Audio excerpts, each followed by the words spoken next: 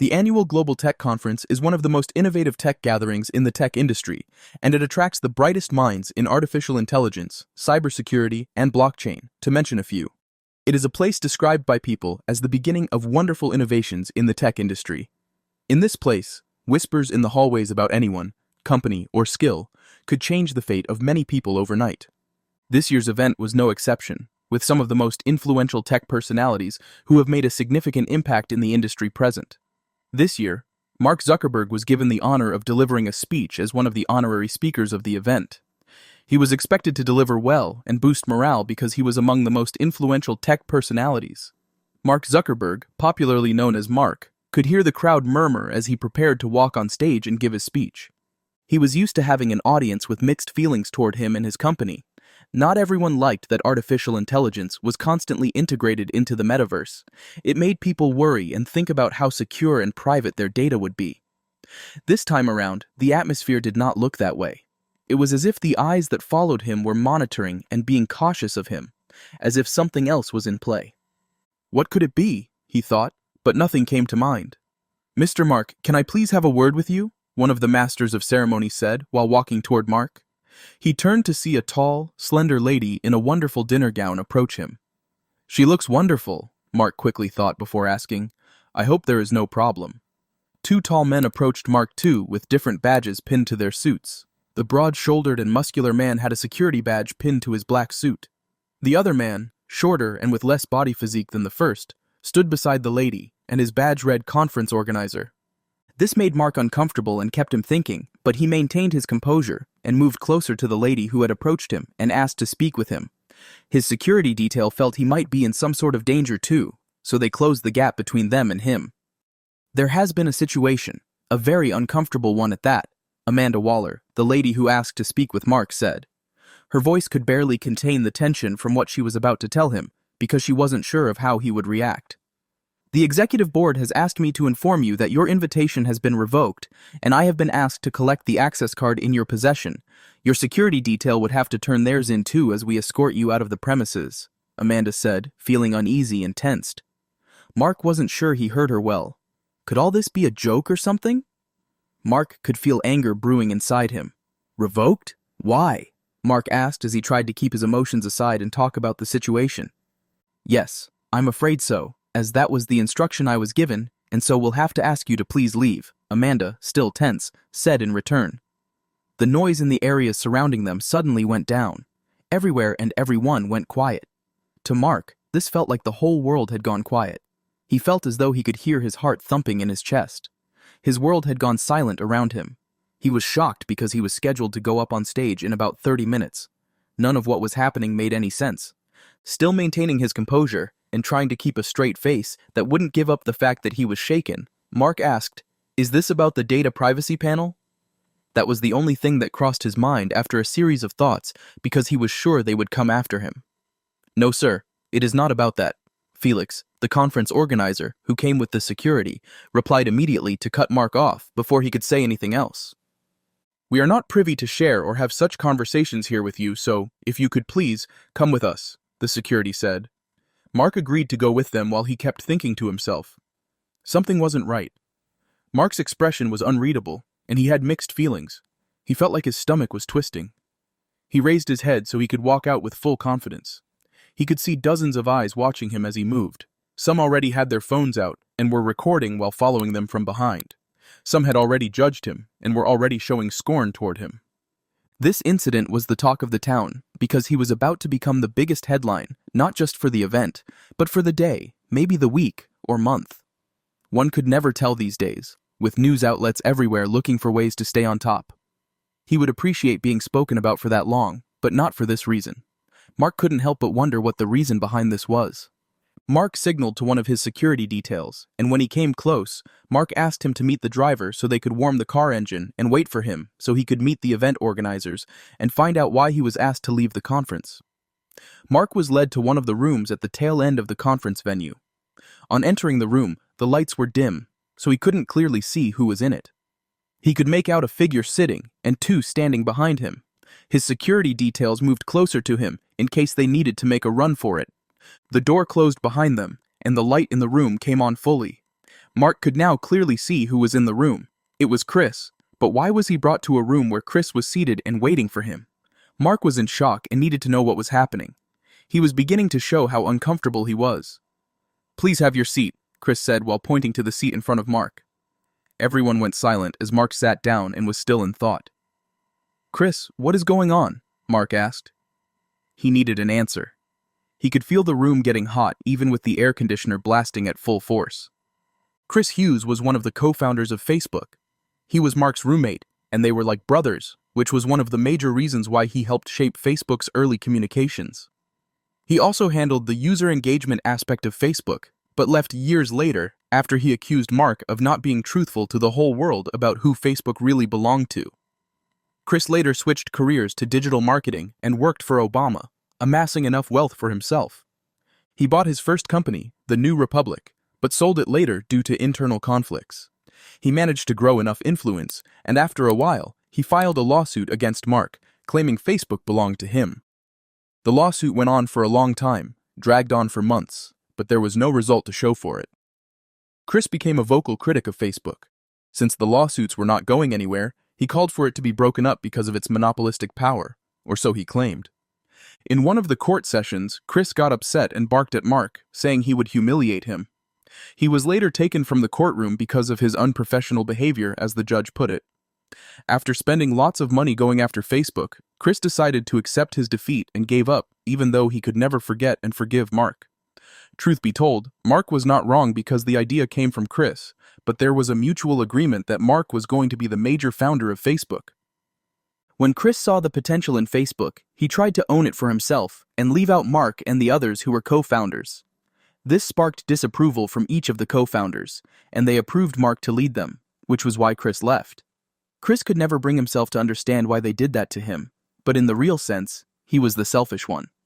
He wasn't wrong to want it all for himself. It was his idea, after all. Those were Chris's thoughts over the years. He could never bring himself to think he was wrong in any way. Eventually, Chris made a name for himself and got his own social network, Snapchat. Even though there were rumors about who owned it, it was never confirmed that Chris owned Snapchat. Chris became a major investor in many startup tech companies, giving him the approval ratings he needed to be part of the board that handled the annual Global Tech Conference. He pushed his way to becoming the top backer for the Global Tech Conference. This meant he had the final say in whatever happened at the tech conference. In previous years, he had watched Mark come and go to the tech conference, and it displeased him. Now felt like the right time to embarrass Mark for what he went through. He was a determining factor for the tech conference, so he could do as he wanted, and whatever pleased him was going to happen. Chris stood up from his seat across the table from Mark, moved to the back of his seat, held it, and laughed hysterically. He told Mark that all this was his plan. He couldn't have picked a better time to humiliate Mark, especially since it happened after Mark and the data privacy panel had gotten into it. Only a few people knew about the issue with Mark and the data privacy panel. Mark asked Chris how he knew about it, and Chris told him that he orchestrated the incident. He told Mark how he planted someone in one of Mark's companies and helped the person climb in ranks to the point where he was privileged to access and share customers' private details from Mark's servers. Mark was shocked and troubled to know why Chris would go to such lengths to ruin him.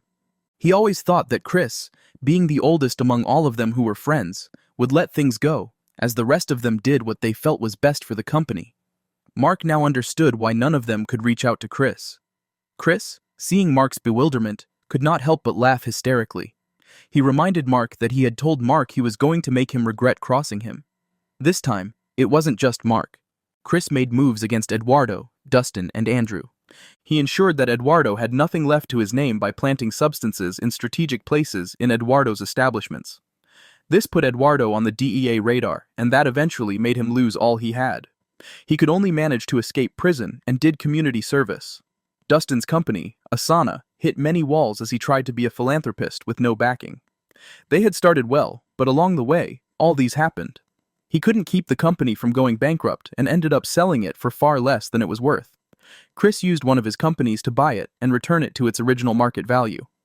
Andrew lost his TV streaming company to his board of directors, and later, he was kicked out of the company without a single penny. According to the company, he was kicked out due to misappropriation of funds. This shook Andrew, Eduardo, and Dustin. They had nowhere to go. The news headlines read, "The mighty have all fallen." It was tragic, and Mark tried to support them in ways he could since they were all friends from the beginning. He helped from the side, giving them hope for a brighter future again. After admitting this, Chris told him the only person left on his list was Mark. He told Mark that his issue with the data privacy panel was just the beginning, as he had already placed viruses in Mark's servers to publicly share the private data of Mark's top clients. This would make them pull back from every social network owned and managed by Mark's company, and gradually, he would end Mark. He said all this without fear, and was laughing because he had won. Chris asked Mark to leave the conference venue and its environs, as he was not needed anymore. Mark was hurt. He couldn't say anything to counter what Chris had just told him. He stood up with his security details by his side, who didn't know what to make of all that they had just heard, and they exited the room. Chris followed behind with his security details also, and had a victorious smile on his face. Finally, he got what he had always wanted and would end Mark once and for all. As they got to the entrance, Chris said in a loud voice, "Enjoy all you have now, because they will soon be mine. All of it will be mine." The few people who witnessed the situation from the start, as Chris planned, had taken to the online space, and Mark was already trending, with people sharing their opinions on why he was asked to leave the conference, but with nothing for sure. The press had already gathered by Mark's car, ears waiting to hear why he was asked to leave.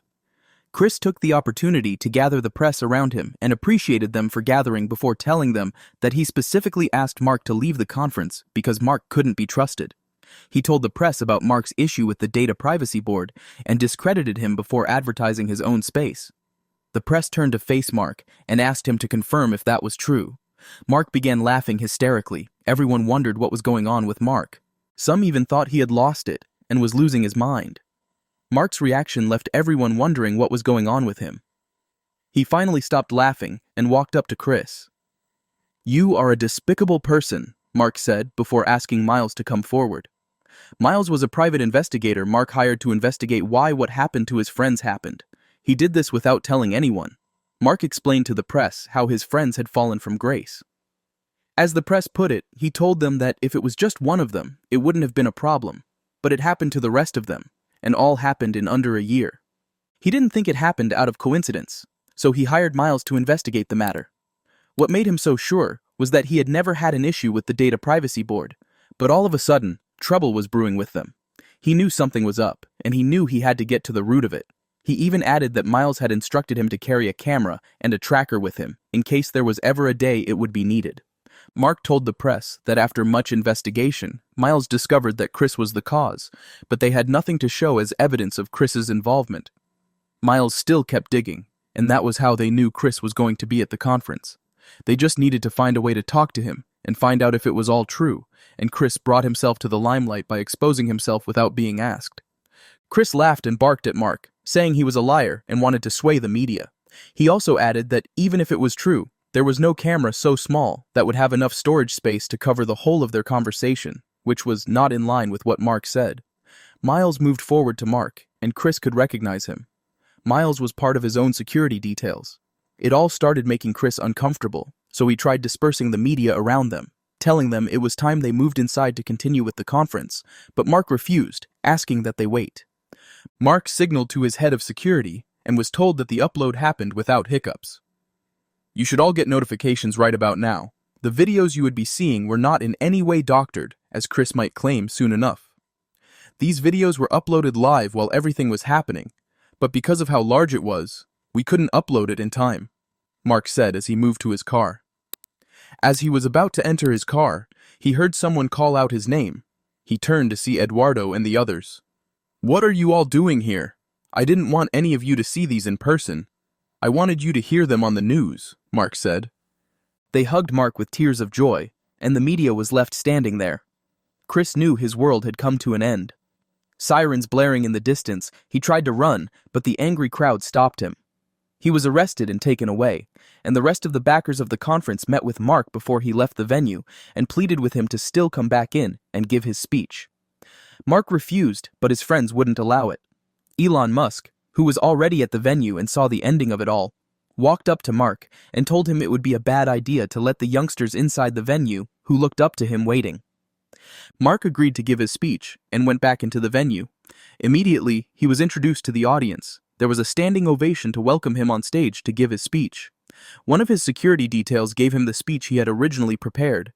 He started reading it but stopped and returned it. He changed what he had already planned. He told them his story and advised the youngsters that still had a long way to go in the tech industry. Mark promised to fund 100 startup tech companies among the youngsters present that day. He gave the terms and conditions needed before the funds would be released to those startup companies and explained how he would be a huge part of each company to help them grow. The hall roared with cheers and applause, giving Mark a bigger standing ovation than when he was called to give his speech. As he was leaving the venue with his friends, the DEA returned everything Eduardo owned to him. Andrew got back his TV streaming company, and Dustin got emails from prospective investors who wanted him to start another company for philanthropy. Everyone had smiles on their faces, and it was all thanks to Mark. He finally got to the root of the entire problem. However, Mark still had sadness left in him. He wished Chris would change, turn a new leaf, and not go down this path. "Action is eloquence," Andrew said, as he noticed Mark's expression. The others turned and were surprised. "Did you just quote Shakespeare?" Eduardo asked. "He has always been a smartass," Dustin returned. Seeing everyone happy made Mark happy again, so they left the venue and headed for the airport to leave Geneva. What are your thoughts about Mark's silent plans and how he resolved the issues? Let us know in the comments. If you enjoyed this video, like, share, and subscribe to this channel. You can also turn on the notification bell to be notified of new posts. Before you go, watch the other videos on your screen. See you next time.